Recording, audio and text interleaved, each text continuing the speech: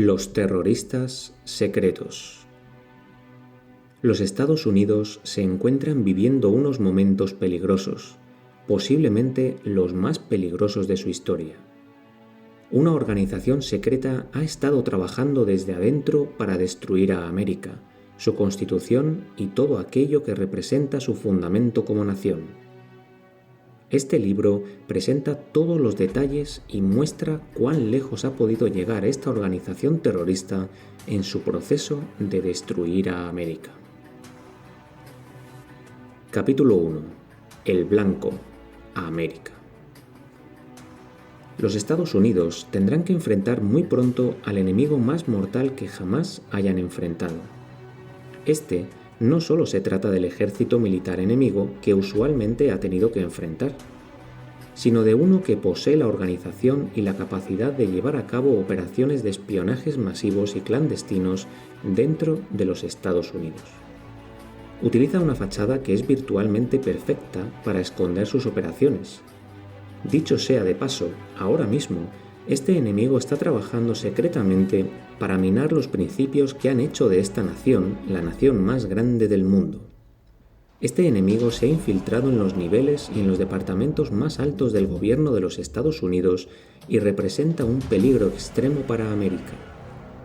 Veamos un poco de historia para poder comprender los métodos que este enemigo ha utilizado en el pasado y cómo está trabajando secretamente hoy en día. Europa estaba finalmente descansando. Las guerras napoleónicas habían terminado, habiendo durado más de 20 años. Napoleón, con su inteligencia y creatividad, había rociado a Europa con la sangre de sus hijos más nobles. Después de un largo tiempo, por fin había paz. Después de la guerra, los soberanos europeos se reunieron en un concilio general en Viena. El congreso se llevó a cabo durante un año, terminando el mismo en el 1815. El Congreso de Viena era una conspiración secreta contra los gobiernos populares a quienes los altos partidos anunciaron al final del Congreso que ellos habían formado una alianza santa. Este era solo un manto debajo del cual se escondieron para engañar a la gente. El Congreso de Verona tuvo como propósito principal la ratificación del artículo 6 del Congreso de Viena, que en resumen era una promesa para prevenir o destruir a los gobiernos populares donde quiera que se encontraran y restablecer la monarquía en aquellos lugares donde la misma se hubiese echado a un lado. Los altos partidos eran Rusia, Prusia, Alemania, Austria, el Papa Pío VII, rey del Estado papal. Todos ellos se unieron para crear el Tratado Secreto.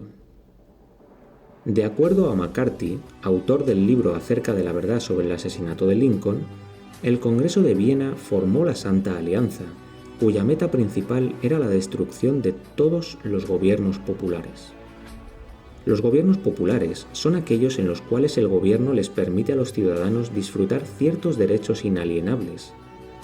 ¿Puede usted pensar en algún gobierno que en el año 1815 le otorgara a sus ciudadanos derechos inalienables? El senador Robert L. Owen puso en el récord congresional el siguiente enunciado, el cual muestra claramente que el primer blanco de la Santa Alianza eran los Estados Unidos.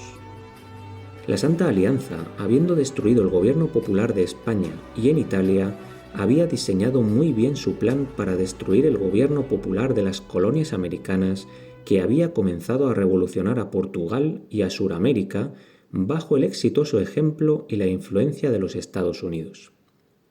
Fue debido a esta conspiración en contra de las repúblicas americanas de parte de las monarquías europeas que el gran hombre de Estado, Canning, llamó la atención del gobierno acerca de lo que estaba sucediendo. El senador Owen comprendió, de acuerdo a lo que se dijo en el Congreso de Viena, que las monarquías unidas de Europa buscarían la manera de destruir la República de América y los derechos que con derramamiento de sangre la nación había obtenido. El senador Owen no era el único que sabía acerca de esta conspiración en contra de la libertad de América y de su constitución.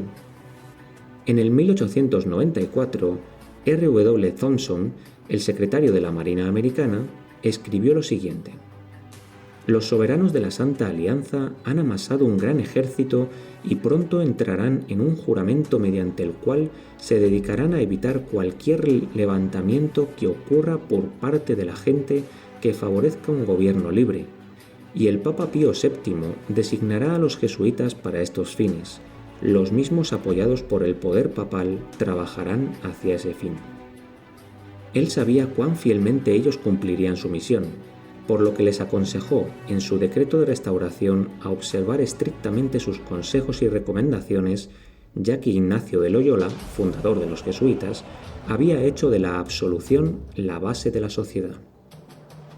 Thompson señaló exactamente quiénes serían los agentes a quienes los monarcas europeos usarían para destruir la República de América, aquellos cuyos nombres son los jesuitas de Roma. Desde el 1815 ha habido un ataque continuo contra América de parte de los jesuitas que han tratado de destruir los derechos constitucionales de esta gran nación.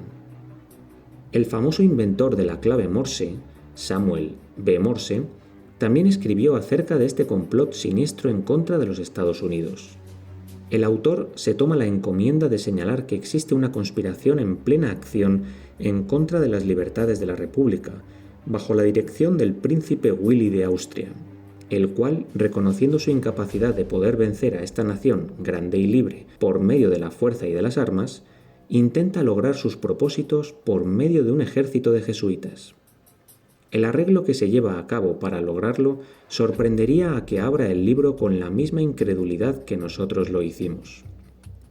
La cantidad de libros que describen detalladamente los planes siniestros del Congreso de Viena y de los jesuitas en contra de la República Americana son numerosos.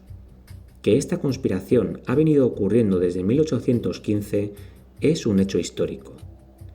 Mostraremos que esa conspiración está en todo su apogeo hoy día, y es por eso que América enfrenta tantos problemas y se encuentra a punto de perder sus libertades. La mayoría de las personas conocen muy poco de los jesuitas del Papa. La razón principal es porque ellos constituyen una sociedad sumamente secreta. Para poder entender lo que es la orden de los jesuitas, consideremos la siguiente cita. A través de la historia del cristianismo, el protestantismo ha sido amenazado por grandes enemigos. Los primeros triunfos de la Reforma pasaron, y Roma reunió nuevas fuerzas esperando completar su plan de destrucción. En ese momento se creó la Orden de los Jesuitas, la más cruel, inescrupulosa y poderosa de todas las campeonas del papado. Completamente desarraigada de los lazos terrenales, de los afectos humanos, muerta al clamor del afecto natural y con una razón y una conciencia silenciadas, no conocían reglas, ni apegos a nadie ni a nada sino a la orden a la que pertenecen, y no conocen otra labor que la de extender el poder de la misma. El Evangelio de Cristo ha capacitado a los creyentes para soportar sufrimiento, sin desmayar a pesar del frío, el hambre, el trabajo y la pobreza para levantar la bandera de la verdad al frente de los calabozos, de la vara y del maltrato. Para combatir esas fuerzas, el jesuitismo inspiraba a sus seguidores con un fanatismo que les permitía enfrentar los peligros, oponerse al poder de la verdad y hacer uso de las armas del engaño y la mentira. No había crimen demasiado grande que ellos no pudieran cometer, ningún engaño que ellos no pudieran practicar, ni encubrimiento que fuese demasiado difícil para que ellos no lo pudieran asumir. Supuestamente comprometidos a vivir en humildad y pobreza perpetua, su meta era asegurarse de tener riquezas y poder, para dedicar las mismas a la destrucción y eliminación del protestantismo y para el restablecimiento de la supremacía papal. Al aparecer como miembros de su orden, utilizaban un manto de santidad, visitando las prisiones y los hospitales y ministrándoles a los enfermos y a los pobres, profesando haber renunciado al mundo y llevando el santo nombre de Jesús, quien iba supuestamente igual que ellos haciendo el bien. Pero debajo de su manto de santidad se escondían los propósitos más criminales y mortales. Era un principio fundamental de la orden el lema de que el fin justifica los medios. Por ese código, el mentir, robar, cometer perjurio y asesinar eran no únicamente loables, sino también perdonables cuando servían los intereses de la Iglesia. Bajo diversos disfraces, los jesuitas lograban infiltrarse en oficinas de Estado, llegando a los consejeros de los reyes y creando la política de las naciones. Se convirtieron en sirvientes al servicio de sus amos. Establecieron colegios para los hijos de los príncipes y los nobles y escuelas para la gente común, y los hijos de los protestantes tenían que observar los ritos papales. Se exhibió toda la pompa romana para confundir las mentes y cautivar la imaginación, de modo que la libertad que habían cultivado con sangre los padres fue traicionada por los hijos. Los jesuitas se dispersaron por toda Europa, y a donde quiera que iban seguían su plan de avivar la figura del Papa. Los jesuitas funcionan como la policía secreta del Papa. Ellos trabajan con la mayor confidencialidad y mantienen sus operaciones en la mayor secretividad. No le dejan saber a nadie que son jesuitas. En su apariencia externa son como cualquier persona común y corriente. Citaremos lo siguiente. Ellos son jesuitas. Esta sociedad de hombres, después de haber ejercido su tiranía por más de 200 años, a la larga se convirtieron en algo tan formidable para el mundo, amenazando subvertir todo el orden social, de modo que aun el Papa, cuyos fieles devotos son los jesuitas y tienen que serlo por el voto que hacen, se vio prácticamente obligado a disolver la orden. El Papa Clemente suprimió la orden de los jesuitas en el 1773. A pesar de ello, no llegaron a estar suprimidos por más de 50 años sin que el despotismo del papado requiriera de sus funciones para crear resistencia ante la luz de la libertad democrática, y simultáneamente el Papa Pío VII formó la Santa Alianza y en 1815, como hemos visto anteriormente, revivió la orden de los jesuitas en todo su poder. ¿Necesitan los americanos saber quiénes son los jesuitas? Ellos son una sociedad secreta, un tipo de orden masónica con características añadidas de un odio repugnante y 1000 veces más peligroso. Ellos no son únicamente sacerdotes o de un credo religioso particular. Son comerciantes, abogadores, editoras y hombres de cualquier profesión que no poseen ninguna insignia exterior por lo cual puedan ser identificados. Se encuentran prácticamente en todas las sociedades. Pueden asumir cualquier representación, tanto la de ángeles de luz como las de ministros de las tinieblas, para lograr su propósito final. Todos ellos son personas educadas, preparadas y habiendo jurado comenzar en cualquier momento y en cualquier dirección y para llevar a cabo cualquier servicio comandados por el general de su orden. No están atados a sus familias, a sus comunidades o a su país por los lazos que atan a cualquier hombre común.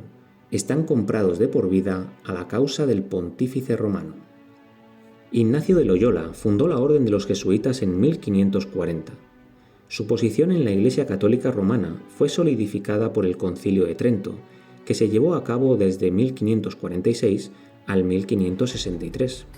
El Concilio de Trento se realizó con una gran meta en mente: buscar la forma de detener la Reforma protestante. La Reforma comenzó en 1517, cuando Martín Lutero, el valiente monje alemán, clavó 95 tesis en la puerta de la capilla de Wittenberg. Estas tesis retaban, entre otras cosas, la doctrina de las indulgencias con la que Roma había adoctrinado a la gente, por la cual se enseñaba que un hombre podía salvarse a sí mismo y a sus seres queridos si depositaba suficientes monedas en la ofrenda que daba a la Iglesia Católica. Las enseñanzas de Lutero de que la Biblia es el único estándar para toda la doctrina y todas las prácticas, y de que una persona es justificada ante Dios por la fe en Cristo Jesús, únicamente causó conmoción en los corazones de miles a través de toda Europa y provocó asombro en las inmediaciones del Vaticano. Por tanto, el Concilio de Trento fue acordado para tratar de detener la Reforma, por lo que se le conoce como la Contrarreforma. Los jesuitas serían las principales herramientas de Roma para deshacer y destruir cada traza de protestantismo donde quiera que fuese hallada.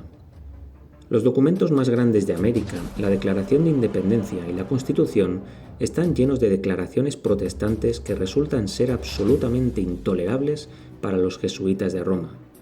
¿Le resulta curioso el hecho de que el Vaticano condena los documentos bajo los cuales se funda la nación de los Estados Unidos? El Vaticano condena la Declaración de Independencia como perversa y llama a la Constitución de los Estados Unidos un documento satánico. A continuación, podemos leer parte del juramento de los jesuitas. Yo prometo y declaro que no tengo opinión ni voluntad propia, ni ninguna reserva mental, ni vivo ni muerto, sino que sin titubear obedeceré cada mandamiento u orden que reciba de mis superiores en la milicia del Papa. Más aún, prometo y declaro que cuando se me presente la oportunidad, haré guerra secreta o abiertamente contra las herejías, los protestantes y los liberales según sea dirigido para extirparlos y exterminarlos de la faz de la tierra, y que no me importará la edad, el sexo o la condición, y que ahorcaré, quemaré, botaré, herviré, estrangularé y quemaré vivos a todos los infames herejes. Desgarraré las entrañas de las mujeres y moleré las cabezas de los niños contra las paredes para eliminar para siempre a esa desgraciada raza.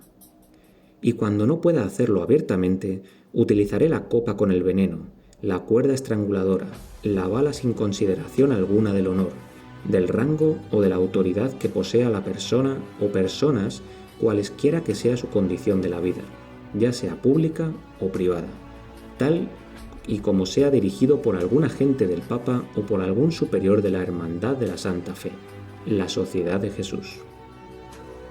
El solo pensar que alguien pueda estar de acuerdo con un juramento así reta la razón.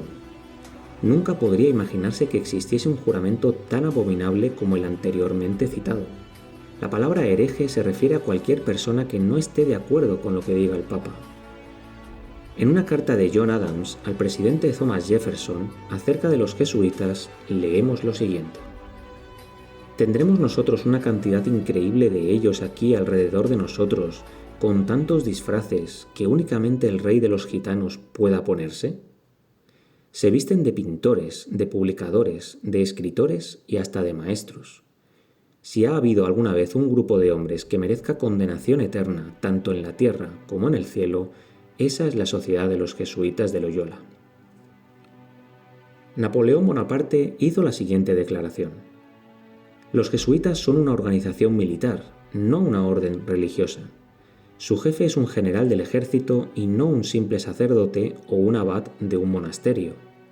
La meta de esta organización es el poder en su forma más déspota, poder absoluto, poder universal, poder para controlar el mundo por la voluntad de un solo hombre. El jesuitismo es el más absoluto de los despotismos y a la misma vez el mayor y el más enorme de los abusos. El general de los jesuitas insiste en ser el amo y soberano sobre cualquier soberano. Donde quiera que se admite a los jesuitas, los mismos se convierten en amos y en soberanos sobre cualquier soberano. Esta sociedad es dictatorial por naturaleza, por lo que es un enemigo irreconciliable de cualquier autoridad constituida. Cada acción, cada crimen, sin importar cuán atroz es, un trabajo al que se le considera meritorio siempre y cuando se haga para cumplir con los intereses de la sociedad de los jesuitas, o para cumplir una orden del general. No había forma de disfrazarse que ellos no poseyeran, por lo que podían penetrar en cualquier lugar. Podían penetrar silenciosamente tanto en el guardarropa de un monarca como en el gabinete de un jefe de Estado. Podían infiltrarse de forma secreta en una asamblea general y mezclarse sin provocar sospecha alguna en las deliberaciones y los debates. No había idioma que ellos no pudieran hablar, ni credo que no profesaran. Sin embargo, no había iglesia en la que ellos incursionaran, ni membresía de iglesia a la que pertenecieran que continuara funcionando. Ellos podían desacreditar al Papa ante los luteranos y jurar su intención solemne de guardar el juramento. A la luz de estas declaraciones surgen varias preguntas. Ya que los jesuitas comenzaron su ataque directo a América en 1815 y nada se les interpone en su camino, ¿son entonces las prácticas políticas que se llevan a cabo en América controladas por este déspota de Roma? ¿Han sido los asesinatos de ciertos presidentes como Abraham Lincoln, William McKinley, John F. Kennedy y William Henry Harrison inspirados por los jesuitas? Atrocidades tales como Waco en la ciudad de Oklahoma y la destrucción de las Torres Gemelas en la ciudad de Nueva York habrán sido planificadas en las paredes del Vaticano. ¿Y qué decir de la hermosa Constitución y de la Carta de Derechos que ha venido a implantarse como consecuencia de todos los ataques que han ocurrido en las últimas décadas? ¿Será este el premio mayor para los jesuitas, el destruir los derechos hermosos que hemos conseguido y que se han obtenido pagando un precio bien alto? En los próximos capítulos analizaremos algunas de esas preguntas. Como si el Congreso de Viena no estuviera lo suficientemente claro en cuanto a los objetivos de los monarcas europeos y de la Orden de los Jesuitas, se acordó llevar a cabo 2 congresos más. El primero de ellos se llevó a cabo en Verona, en el 1822. Durante ese congreso se decidió que América sería el blanco de los emisarios jesuitas y que América sería destruida a cualquier precio. Todos los principios de la Constitución serían disueltos y se reemplazarían con principios jesuitas, de modo que se exalte al papado y él mismo ejerza dominio sobre América. La otra reunión se llevó a cabo en Chieri, Italia, en 1825. Allí se decidió lo siguiente. En 1825, unos 11 años después del avivamiento de la orden jesuita, se llevó a cabo una reunión secreta con los líderes de los jesuitas. La misma se llevó a cabo en Chieri, Italia, cerca de Turín, en la zona norte del país. En ese encuentro se discutieron planes para el avance del poder papal en todo el mundo, la desestabilización de gobiernos que representaran obstáculos y la destrucción de cualquier esquema que se interpusiera en su camino y sus ambiciones. Esa es nuestra meta, los imperios del mundo. Debemos hacerles entender a los grandes hombres de la tierra que la causa del mal, levadura leuda, existirá en cuanto exista el protestantismo. Se abolirá el protestantismo, los herejes son los enemigos que estamos dispuestos a exterminar completamente. Y la Biblia, esa serpiente que con su cabeza erecta y sus ojos relampagueantes nos amenaza con su veneno mientras se arrastra en la tierra, debe ser transformada en un bastón tan pronto podamos apoderarnos de ella. La meta de Chieri es clara: destruir el protestantismo a cualquier precio y restaurar el poder temporero del Papa, en el mundo entero. Según vemos a Juan Pablo II viajar por el mundo y ser aceptado mundialmente como el hombre de paz, podemos apreciar cómo el plan de los jesuitas creado en Chieri está en funciones. Estas 3 reuniones en Viena, Verona y Chieri se llevaron a cabo con la mayor secretividad posible. Sin embargo, un hombre que asistió a las primeras 2 reuniones no pudo guardar silencio. El ministro británico de Asuntos Exteriores contactó al gobierno de los Estados Unidos para advertirles que los monarcas de Europa estaban planificando destruir las instituciones libres de América. Fue debido a esta conspiración en contra de la República Americana de parte de las monarquías europeas que el gran hombre de Estado inglés Canning llamó la atención del gobierno hacia lo que se estaba planificando y los hombres de Estado de los Estados Unidos, incluyendo a Thomas Jefferson, que aún vivía cuando esto sucedió.